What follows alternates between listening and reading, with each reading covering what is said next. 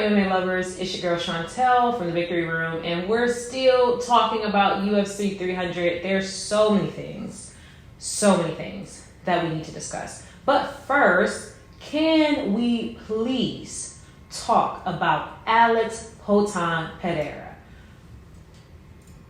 He beat the former light heavyweight champ Jamahal Hill, my Michigan cousin, in less than 4 minutes in the first round.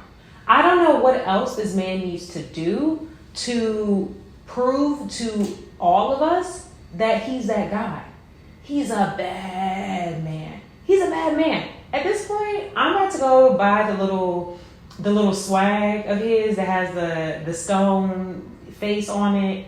I'm gonna buy it because at this point I've joined the bandwagon.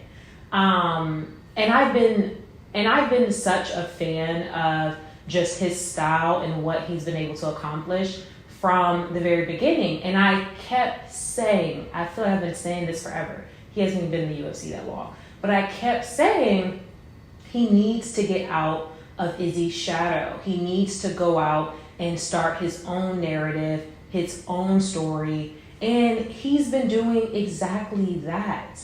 I mean, there are very few runs in the UFC that are as impressive as what Alex Periera has been able to do. I mean, let's just think about this.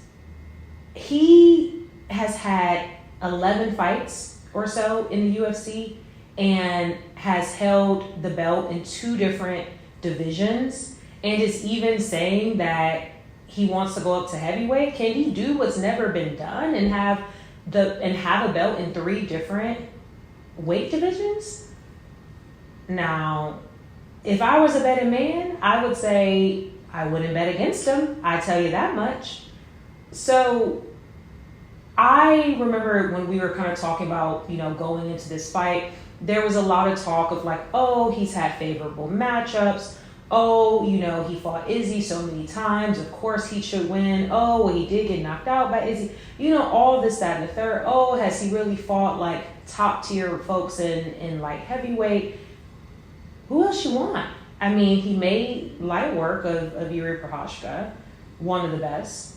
He knocked out Jamal, who is a scary dude, on the worst of days in the first round. And can we talk about how like absolute badass he was? So he caught a foot or something in the cup, and without even looking away from Jamal, he was like, nah, Herb, like, I'm good. Like, let's keep the fight going.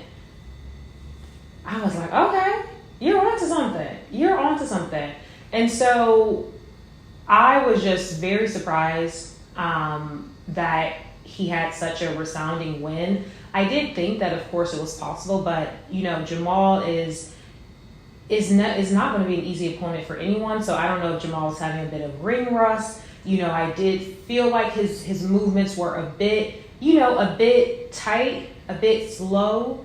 At least in the little that we got a chance to see, I think Jamal probably thought he would have more time, to gauge distance, to gauge power.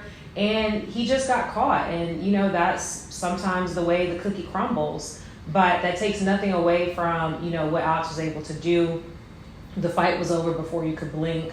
It reminded me of, the John Jones-Cyril Gane fight where we're like, oh, okay, this is it. This is over.